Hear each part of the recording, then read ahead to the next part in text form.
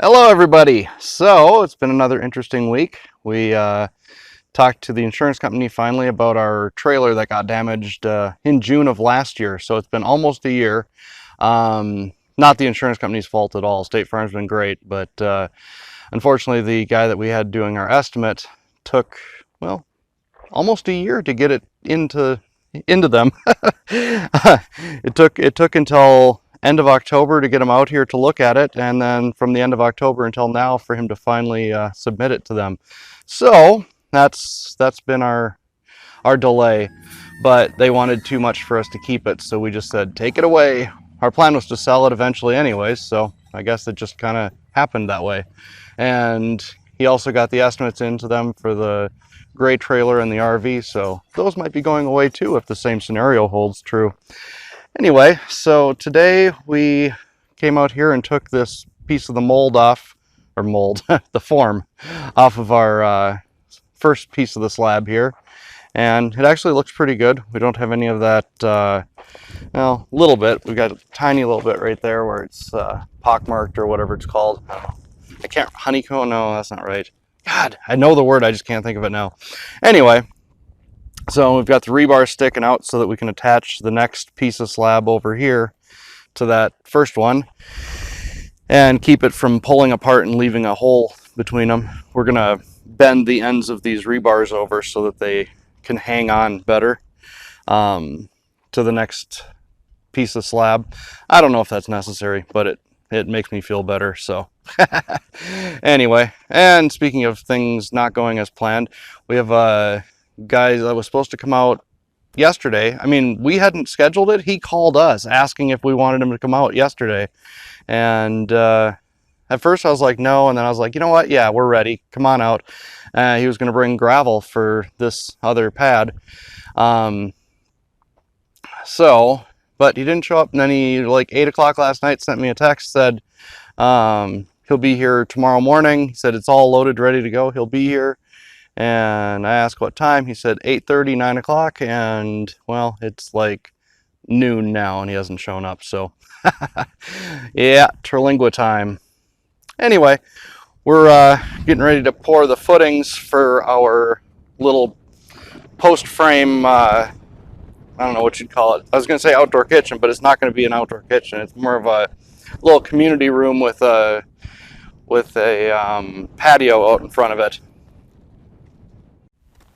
Alright, so here's the deal. We're going to be putting posts down into these holes, and while it was all rock and everything going down, we're now to a point where it's kind of softer. So we're going to pour like 4 inches of concrete at the bottom of each of these holes. We've got 6 of them here.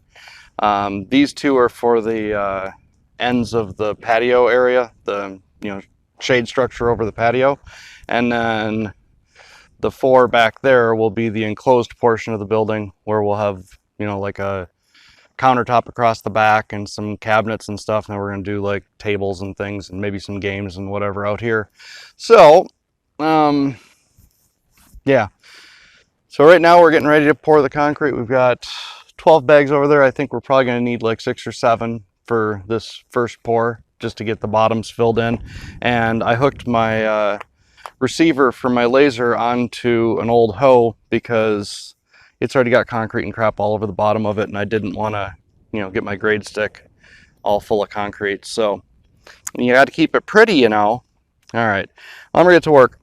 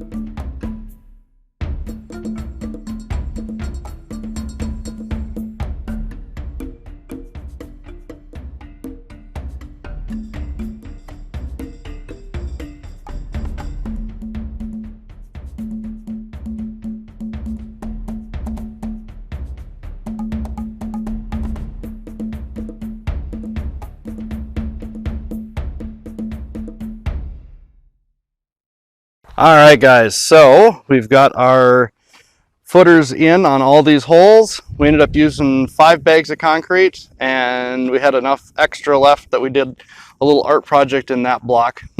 We just put a little bit of concrete down in the bottom of one of the 2 holes here, just to see how well it bonds, you know, to concrete.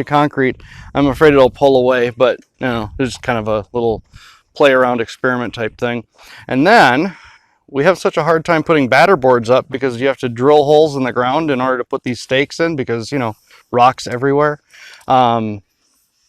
So what we're doing is we filled both holes of the concrete block up with concrete and then set those stakes in it, so that way we can just screw a batter board to it, and hopefully that'll work out well. We've been using these pallets and, you know, just putting a screw in.